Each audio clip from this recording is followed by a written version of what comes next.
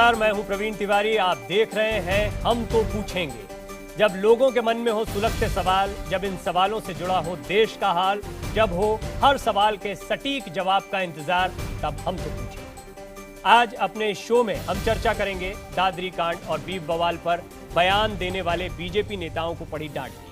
BJP आलाकमान यानी party अध्यक्ष अमित शाह ने आज ऐसे तमाम नेताओं और मंत्रियों को फटकार लगाई जो संवेदनशील मुद्दों पर बयानबाजी कर पार्टी के लिए मुसीबत खड़ी कर रहे हैं। हालांकि पार्टी ये बात नहीं कह रही है कि इन नेताओं को किसी तरह की डांट पड़ी है। इसके अलावा आरएसएस के मुखपत्र पांचजन्य में भी दादरी में अखलाक की मौत को सही ठहराने वाला लेख लिखा गया है। इस पर भी हम चर्चा करेंगे। If somebody says कि it was a planned movement, I am against it. There was no planning for that. It happened. मैं ये एक हादसा है। अखलाक के घर वालों को तो यहाँ की सरकार जहाज में बैठा के ले गई। वो जैसे मुजफ्फरनगर में दंगे के आरोपी को जहाज में बैठा के ले गई थी, ऐसे ही गाय के काटने वालों को भी बैठा के ले गई। उत्तर प्रदेश में हर घटना को सांप्रदायिक रंग दिया जाता है और प्रदेश सरकार उसमें सबसे आगे रहती है मुआवजा देने में। उसी चीजों में हर चीज में भेदभाव होता है। हमारी माँ का कोई अपमान करेगा, हम मर जाएंगे, सहन नहीं करेंगे। मर जाएंगे, मार देंगे। तो मुस्लिम रहे, लेकिन इस देश में बीफ खाना छोड़ना ही होगा। दादरी कांड पर इन बयान बहादुरों के बोल से परेशान होकर आखिरकार बीजेपी अध्यक्ष अमित शाह ने इन तमाम लोगों को लताड़ लगाई। हालांकि मीडिया के सामने होने पर इन लोगों ने सिर्फ ये कहा कि वो पार्टी के काम से आए हैं।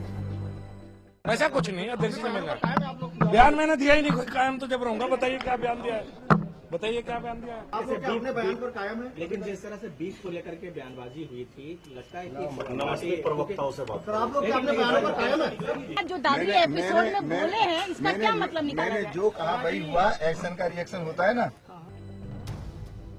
वहीं इन नेताओं से मिलकर निकलते वक्त जब मीडिया ने अमित शाह से सवाल पूछा तो वो बस मुस्कुराकर चले गए। बता दें कि पीएम खुद बीफ बवाल के बाद सामने आए दादरी कांड पर दुख जता चुके हैं। राष्ट्रपति भी इस घटना पर चिंता जता चुके हैं। इस तमाम फटकार के बाद क्या भगवा ब्रिगेड का बवाल थम जाएगा? क्योंकि आरएसएस के मुखपत्र पांचजन्य में दादरी में बीफ खाने की अफवाह पर अखलाक की पीट कर हत्या के मामले को सही ठहराया गया है। वेद का आदेश है कि गौ हत्या करने वाले पापियों के प्राण ले लो। हम में से बहुतों के लिए तो ये जीवन मरण का प्रश्न है। ये लेख तुफैल चतुर्वेदी ने लिखा है। उधर संघ विचारक राकेश सिन्हा ने इस पर सफाई दी।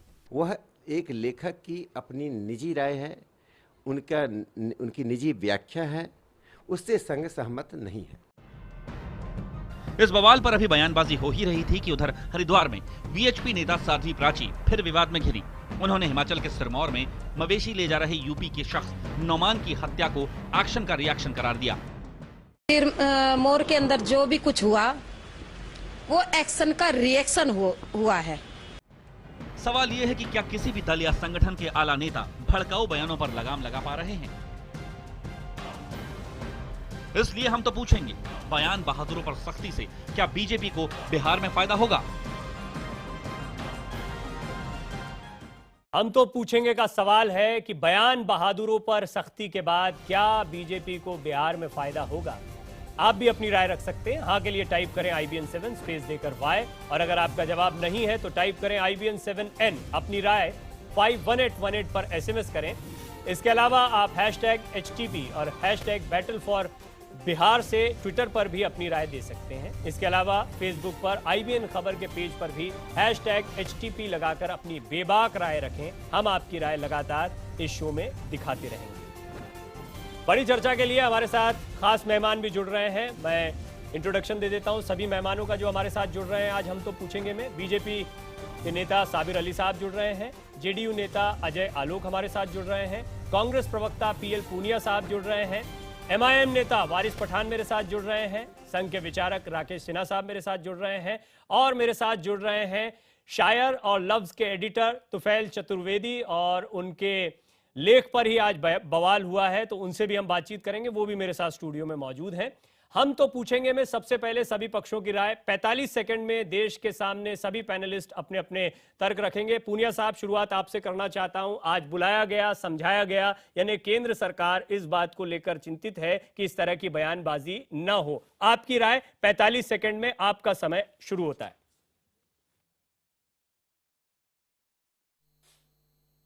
देखिए, पूरा देश ये जानना चाह रहा था प्रधानमंत्री से कि इस मुद्दे पर कुछ बोलें, और वो बोलें तो इस मुद्दे पर नहीं बोले कि हमारे नेता लोग क्या, हमारे मंत्री, सांसद, विधायक क्या बोल रहे हैं इसके ऊपर, किस तरह से भड़काऊ भाषण दे रहे हैं, तो इसके ऊपर रोक लगनी चाहिए थी।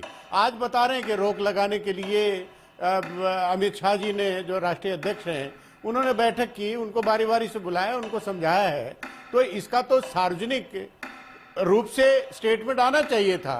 भारतीय जनता पार्टी की तरफ से स्पष्ट रूप से आना चाहिए था कि उन्होंने नेताओं को क्या फटकार लगाई, क्या उन्होंने गलत पाया, भविष्य में क्या वो कार्रवाई करेंगे, अगर वो गलत करते हैं फिर भी रिपीट करते हैं। चलिए, साबिर अली साहब इस पर जवाब देंगे। उससे पहले अजय आलोक जी, आज बुलाया गया, लोगों को नसीहत दी गई, इसका मतलब केंद्र सरकार सीरियस है, वो फटकार लगा रही है ऐसे लोगों को जिनके बयानों से कोई नुकसान हो। आपका समय शुरू होता है। नहीं, मैं आपकी इस बातों से बिल्कुल सहमत नहीं हूं, इसलिए क्योंकि पिछले दिनों नालंदा में प्रधानमंत्री की रैली हुई थी और प्रधानमंत्री जी ने राष्ट्रपति की स्पीच का कोट करते हुए कहा था कि अब जरूरत है कि ऐसे बयानों पे रोक लगनी चाहिए, किसी को नहीं बोलना चाहिए। लेकिन उस प्रधानमंत्री के इतना बोलने के बावजूद लगातार सीरीज ऑफ बयान आते गए। तो मुझे तो लगता है कि आज अलग अलग बुला के अमित शाह जी ने सबकी पीठ थपथपाई है कि बिहार में 3 चरणों के चुनाव और बचे हुए हैं, आप लोग को और फ्रीक्वेंसी से ऐसे बयान देने चाहिए ताकि किसी भी तरह से पोलराइज करके हम इसका फायदा उठा लें।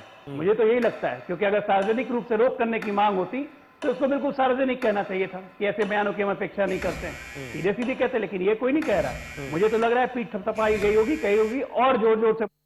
ठीक है, आपकी इस बात में मुझे लगता है कि वारिस पठान जो हैं वो भी कुछ इसी तरह की राय रखते होंगे, कुछ अंदाजा है उनकी राय का। लेकिन मैं चाहूंगा वारिस पठान साहब, आज ये जो मुलाकात हुई है, फटकार कह लें, सोर्सेस के हवाले से खबर आ रही है कि जिन नेताओं ने बयान दिए उन्हें फटकार लगी है, आपका टेक क्या है, आपकी राय क्या है? आपका समय शुरू होता है। देखिए, ये जो फटकार लगाई है, ये सब एक बीजेपी की पूरी रणनीति है, ये सोची समझी साजिश है। पहले भी प्रधानमंत्री जी ने विधानसभा में खड़ा होकर कहा था कि हमारा कोई भी मंत्री इस तरह का बयानबाजी नहीं करेगा, और उनकी बात को किसी ने सीरियस लिया नहीं लिया। चाहे साक्षी महाराज हो, चाहे संगीत सोम हो, खट्टर हो, या जितने भी इनके विधायक है, जो भी बोलते ही जा रहे हैं, इनको किसी की पड़ी नहीं है। अब आप देख लीजिए बयानों का क्या होगा, और ये सिर्फ इसलिए कर रहे हैं कि देश का माइंड उलझाए, लोगों का माइंड उलझ जाए। क्यों कि आज ये जो गुड गवर्नेंस के नाम पे आई थी सत्ता सरकार में, वो तो कुछ हुआ नहीं, देश के विकास की बात इनके पास है नहीं, कोई मुद्दे इनके पास रहे नहीं, तो इस तरह के ये बयानबाजी करते हैं ताकि देश का माइंड उससे भटके। और साबिर अली साहब, आपने देखा 3 अलग अलग राय आ गई हैं, और मैं चाहता था कि पहले सभी मेहमान बोल लें, ताकि क्योंकि सवाल आपसे बहुत ज्यादा पूछे जा रहे हैं। बुलाया गया, क्या हुआ क्या नहीं हुआ ये भी बहुत साफ नहीं है, फटकार लगी नहीं लगी ये भी बहुत साफ नहीं है। क्या थी ये बैठक, और क्या खुलकर इसका विरोध नहीं करना चाहिए अगर ये गलत लग रहा है? आपका समय शुरू होता है। आप देखिए, एक बात बताऊं, जहां तक आपने 3 लोगों से पूछा और उसका जवाब देने के लिए अकेला अगर आपने समय अगर उतना ही फिक्स किया तो ये मुझे लगता है मुमकिन नहीं है। आपको पर्याप्त समय मिलेगा, अभी आप अपनी बात पूरी करें। नहीं, ठीक है, मैं सिर्फ ये कह दूं कि प्रधानमंत्री और भारतीय जनता पार्टी के राष्ट्रीय अध्यक्ष, उनको पता है कि इस देश में हमें किस तरह काम करना चाहिए, और प्रधानमंत्री ने ईमानदारी, दयानतदारी और जिस दिलेरी के साथ अपने 16 महीने काम किए हैं, देश और देश का एक एक बच्चा और दुनिया देख रही है कि प्रधानमंत्री ने जो 10 साल मौन जो रखा गया, ऐसा प्रधानमंत्री जो कभी बोले नहीं सदन या सदन के बाहर, वो लोग ये कहने लगे कि इनको बोलना चाहिए इस बात पर। चलिए ठीक है, मैंने जो सवाल पूछा था उसका जवाब दोबारा आपसे लेने की कोशिश करूंगा, लेकिन अभी आपका समय पूरा हो गया है। अब मेरे साथ राकेश सिन्हा साहब और तुफैल चतुर्वेदी जी, जिनके आर्टिकल पर आज बड़ा बवाल रहा है, वो दोनों मौजूद हैं। पहले सिन्हा साहब, शुरुआत आपसे। पांचजन्य में एक तरफ तो हम ये खबरें देख रहे हैं कि बीजेपी अध्यक्ष की तरफ से हिदायत दी जा रही है उन लोगों को जो बयानबाजी कर रहे हैं, दूसरी तरफ इस तरह का कोई आर्टिकल आता है, इस स्थिति को आप कैसे लेते हैं? आपकी राय 45 सेकेंड में।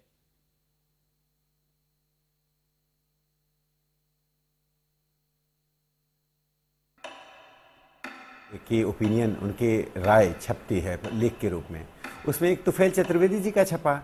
लेकिन जहां तक आरएसएस की बात है, राष्ट्रीय स्वयंसेवक संघ ने दादरी की घटना की निंदा की है। इसके प्रचार प्रमुख श्री मनमोहन वैद्य जी का वक्तव्य आ चुका था, और संघ किसी भी तरह से हिंसात्मक किसी भी कार्रवाई का समर्थन कभी नहीं किया है। 1948 में जब संघ पर प्रतिबंध लगा और इसके स्वयंसेवकों पर महाराष्ट्र में आक्रमण हुआ, तब भी संघ ने सत्याग्रह का सहारा लिया। आपातकाल में एक और समाजवादी लोग हिंसक रास्ते से आपातकाल का विरोध कर रहे थे, जॉर्ज फर्नांडिस पर बड़ौदा डायनामाइट के कांड हुआ, लेकिन संघ के अधिकांश लोग जो लड़ रहे थे अहिंसक तरीके से लड़ रहे थे, इससे संघ किसी भी तरह से हिंसा के रास्ते का समर्थन। ठीक है, और डिटेल में इस पर बात होगी। तुफैल चतुर्वेदी साहब, ये आपकी निजी राय थी, संघ ने भी ये साफ कर दिया, आपने सुना अभी राकेश सिन्हा जी भी ये बोल रहे हैं, आपने अपनी निजी राय रखी, आप एक पत्रकार भी हैं, क्या आप ये मानते हैं कि इस तरह से कहीं भी जब कोई राय छपती है तो वो निजी रहती है या उसकी जिम्मेदारी पांचजन्य की भी बनती है? पहले आप अपनी राय रखें। 45 सेकंड की सीमा बढ़ाएं तो मैं बात करूं। आपकी सीमा जरूर बढ़ाई जाएगी, ये प्रोग्राम का फॉर्मेट है। मैं चाहूंगा पहले आप अपनी बात संभव नहीं है ये विषय ही। आपका समय शुरू हो चुका है, आप बोलिए 45 सेकंड में क्या? 45 सेकंड में संभव नहीं, मेरा समय किसी और को दे दें। अगर आपको 45 सेकंड देने हैं किसी और को दे दीजिए। ये विषय 45 सेकंड में पूरा नहीं कर सकूंगा, मैं उसका कल्पित बनाया जा रहा हूं, तो I need time for that. मुझे बताएं कि आप 45 सेकंड से आगे बढ़ाएंगे या नहीं। आप बोलते रहिए, अभी तो मैं इंतजार कर रहा हूं। नहीं तो मैंने अपनी बात यही समाप्त कर। चलिए ठीक है, आप 45 सेकंड से ज्यादा बोलिए, क्योंकि आज आपके सवाल, क्योंकि विषय ये नहीं है कि मैंने गौ हत्या के बारे में लिखा है। साहित्य अकेडमी के जो इस्तीफे दिए गए हैं, ये लेख उन पर है कि इनमें जिन लोगों ने कलबुर्गी साहब की हत्या और अखलाक की हत्या के बारे में जो इस्तीफे दिए हैं, उनके बारे में लेख लिखा गया। और विषय ये है कि जो लोग ये काम कर रहे हैं और सारे समाज को ये कहा जा रहा है कि भाजपा की सरकार आने के बाद या मोदी की सरकार आने के बाद एक वातावरण वैमनस्य का बन गया, उन लोगों से मैंने प्रश्न पूछा है कि आप उस समय कहाँ थे जब भोपाल का गैस का कांड हुआ? ये वाजपेयी साहब वहीं थे, तब इन्होंने कोई बात नहीं की। 84 में दिल्ली में दंगे हुए, तब कोई नहीं कहा। कश्मीर से हिंदुओं का निष्क्रमण हुआ, तब कोई नहीं कहा। उसमें ही एक पक्ष, चूंकि उन्होंने ये कहा है अखलाक की हत्या, तो उसमें ये कहा है कि इस विषय को तब मैंने टैकल किया है। और सिर्फ बात इतनी है कि हिंदू समाज के लिए गौ हत्या बहुत बड़ा गंभीर प्रश्न है। 1857 की क्रांति केवल इस कारण हुई थी कि उसमें गौ की चर्बी कारतूसों पर दी जा रही थी। सारे उत्तर भारत में हाहाकार मच गया था। हमने, भारतीयों ने हर तरह से उसका विरोध किया था। ये गंभीर विषय है। तब तो फिर राकेश जी को और इसका को ये कहना चाहिए कि ये उनके भी विचार हैं। ये वो जाने, राकेश जी जाने। मैं संघ का मुखपत्र नहीं हूँ, संघ का अधिकारी नहीं हूँ, मुझे उसका अधिकार नहीं है। लिख रहे हैं, मैं लेख लिख रहा हूँ, और मैं लेख वही नहीं लिखता, मैं सामान्य रूप से लेख लिखता हूँ। उनमें से कोई लेख पांचजन में छप जाता है तो छपता है, मैं हर जगह भेजता हूँ, लेख ऐसा नहीं है। तो विषय सिर्फ इतना है कि आप समरसता की, सौहार्द की जिम्मेदारी केवल एक पक्ष के नहीं हो सकते। भारत को हिंदू, मुसलमान, ईसाई, सिख, पारसी, यहूदी सब मिलाकर बनाते हैं। तो हम एक दूसरे को आहत न करें, ऐसे काम न करें जो हम एक दूसरे को टेंशन दें, एक दूसरे के लिए समस्या खड़ी। चलिए, मुझे लगता है बाकी मेहमानों को भी हम चर्चा में शामिल करते हैं। जरूर। साबिर अली साहब, अब आपकी बारी, क्योंकि उस समय आप पूरी बात नहीं कह पाए थे और जवाब भी नहीं मिल पाया था। आज पहले तो ये बताइए, नेताओं को जब बुलाया गया तो क्या फटकार लगाई गई और इसी मुद्दे पर बुलाया गया था? पहले ये बात साफ हो जाए। देखिए, मैं आपको बताऊं कि जब भारतीय जनता पार्टी का राष्ट्रीय अध्यक्ष अपने नेताओं को, अपने कार्यकर्ताओं को जो बुलाता है और जब बात करता है तो उसके अंदर की बात होती है। और कोई भी पार्टी जो इस देश में चलती है, जो राजनीतिक पार्टी है, जो अंदरूनी बात होती है, न वो कैमरे के सामने कहती है और न वो आके उसके वर्कर कहते हैं। तो इसलिए उस पर हम चर्चा करें कि उन्होंने क्या कहा और नहीं कहा।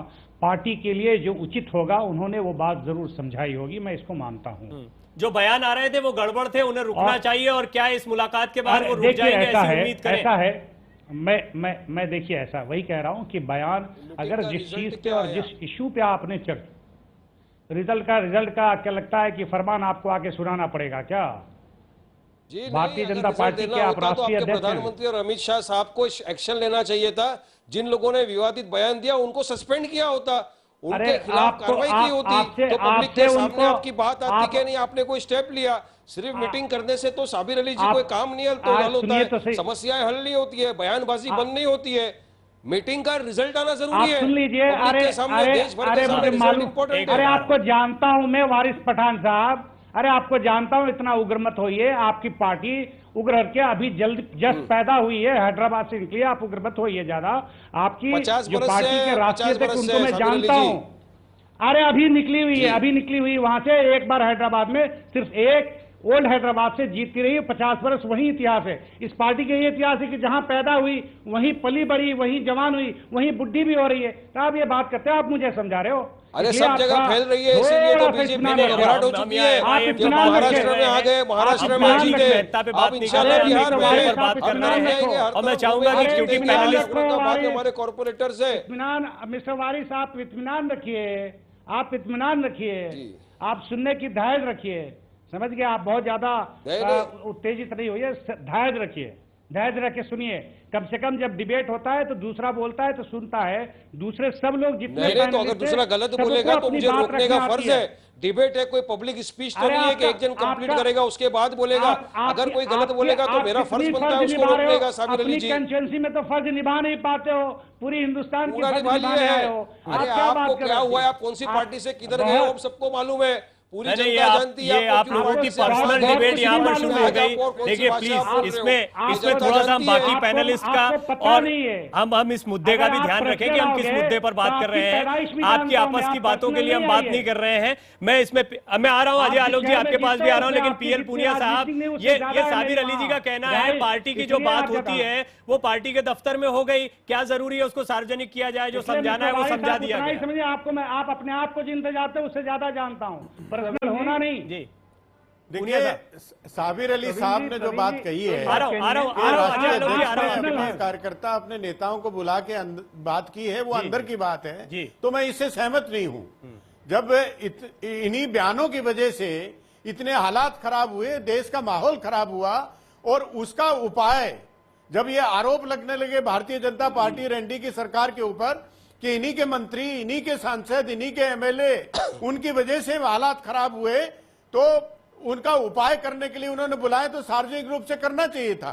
इसका आज साध्वी प्राची जो हरिद्वार से स्टेटमेंट देती, इसी तरह का स्टेटमेंट देती इसी बयान के बाद, तो जाहिर है अगर वो स्पष्ट रूप से सार्वजनिक रूप से वो खुलासा करते कि उन्होंने क्या निर्देश दिए हैं, क्या आदेश दिए हैं, तो वो सब पे प्रभाव पड़ता। तो ये तो बहुत अनिवार्य है, वरना तो इंप्रेशन ये जा रहा है कि अंदर कुछ बात है और बाहर में कहा जा रहा है कि भैया ऐसे ही करते रहो और हमको पसंद है, इस तरह की कोई आपत्ति नहीं है, इसीलिए तो लोग कर रहे हैं। वरना प्रधानमंत्री ये कहें कि दुखद घटना है और उसके बाद भी उस पे तो अभी कोई जवाब मिल नहीं रहा है। साबिर अली साहब ने भी कहा है कि वहां क्या हुआ वो पार्टी अध्यक्ष को जो ठीक लगता है वो उन्होंने किया होगा।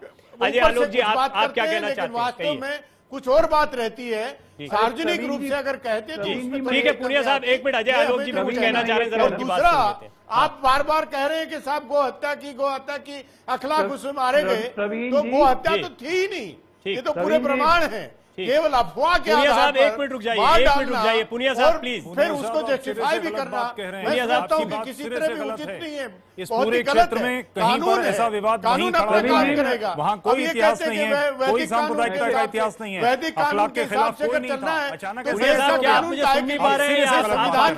नहीं पा रहे आईपीसी, सीआरपीसी और तो ये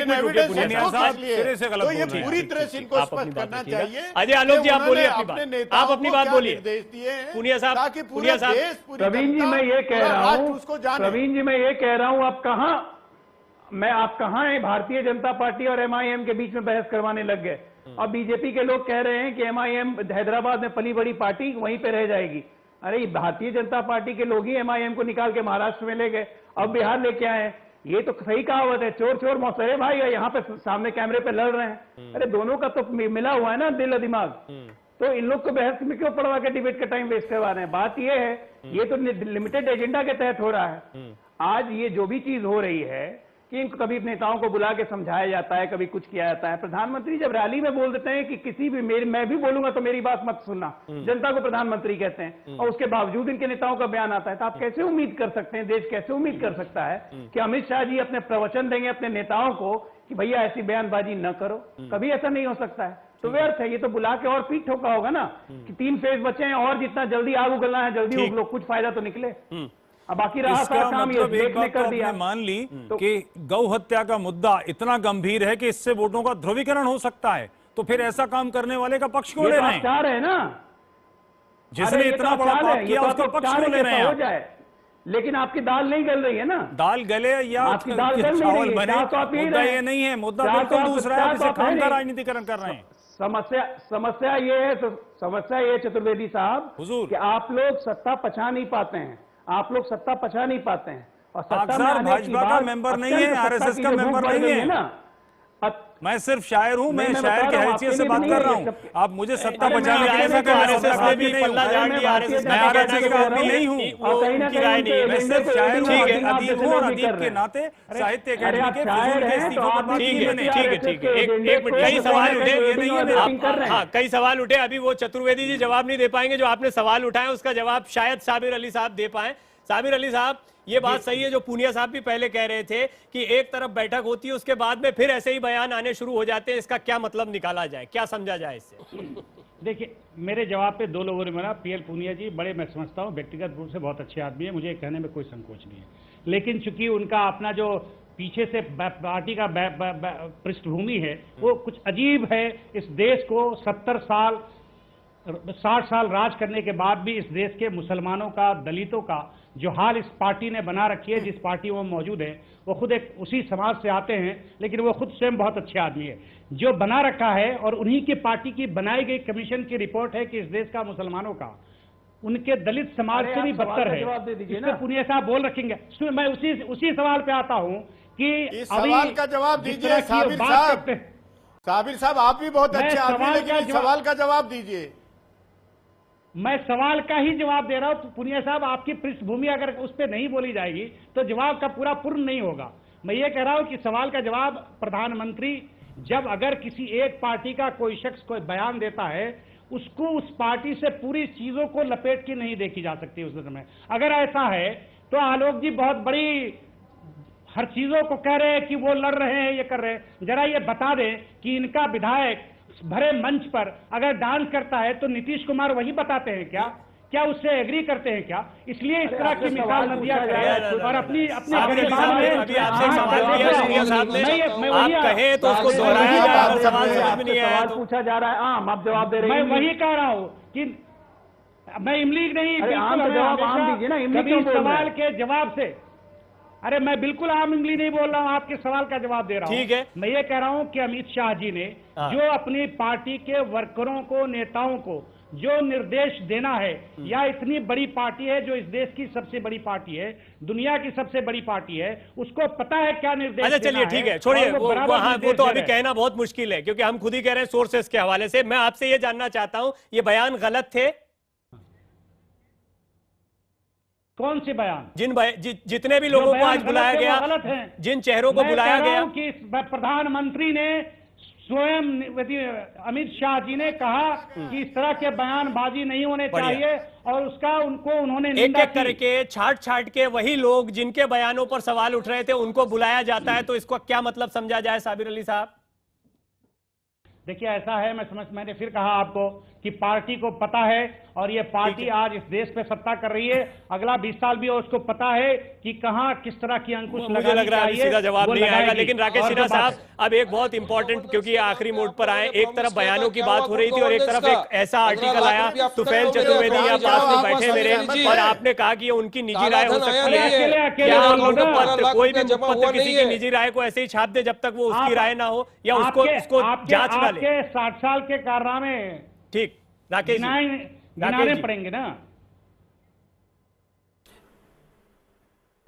प्रवीण जी, मुझे लगता है बहस में शांति चाहिए, और ये बहस हम इसलिए नहीं करते हैं कि एक दूसरे को अपमानित करें, बहस इसलिए करते हैं कि इसका एक रचनात्मक समाधान हो। एक बात मैं कांग्रेस पर टिप्पणी करके फिर मैं अपनी एक जवाब देता हूं कि कांग्रेस के एक महासचिव हैं दिग्विजय सिंह जी, उन्होंने ओसामा बिन को जी कहा और 26/11 के लिए पाकिस्तान का मदद करने के लिए कहा कि इसमें आरएसएस का हाथ है जी। तो सोनिया जी ने कितनी बार दिग्विजय सिंह जी को बुलाकर कहा कि कम से कम ऐसा काम मत कीजिए जिससे देश की स्थिति कमजोर हो, सुरक्षा के मामलों में देश के साथ खिलवाड़ मत कीजिए। तो मेरा प्रश्न यह है कि किसी भी राजनीतिक पार्टी को आरोप प्रत्यारोप से बाहर निकलकर हम एक रचनात्मक संवाद में जाएं। जहां तक 5 जन्य में लेख की बात है कि अलग अलग लोग अपनी राय रखते हैं, उसमें से तुफैल चतुर्वेदी जी ने एक राय रखी, एक सम्मानित साहित्यकार है, उन्होंने अपनी राय रखी, लेकिन संघ की राय वो नहीं है, क्योंकि संघ अपनी राय दे चुका है। संघ, मैंने पहले ही कहा कि आरएसएस अहिंसात्मक और लोकतांत्रिक तरीके से ही विमर्श चाहता है, और जब से संघ की स्थापना हुई तब से लेकर आज तक संघ ने कभी भी हिंसा का मार्ग अपनाया नहीं। जब पूरा कर दूं एक पंक्ति, समय खत्म हो रहा है, बस एक मिनट को कुछ कहना चाह रहे हैं। तब भी संघ ने जस्टिफाई किया हत्या को। जो अखलाक ने किया वो गलत काम था, असंवैधानिक था, और उसकी हत्या भी संवैधानिक इसी राय पर विवाद हो रहा है, लेकिन ये विवाद और बढ़ जाएगा। आप सभी मेहमानों का बहुत बहुत शुक्रिया। अब वक्त हो गया है आपके जवाबों का। हमारा सवाल था, बयान बहादुरों पर सख्ती के बाद क्या बीजेपी को बिहार में फायदा होगा? 60% दर्शकों ने हाँ में जवाब दिया है, 40% दर्शकों का जवाब है नहीं। हम तो पूछेंगे का सफर यहीं तक। दीजिए इजाजत, नमस्कार।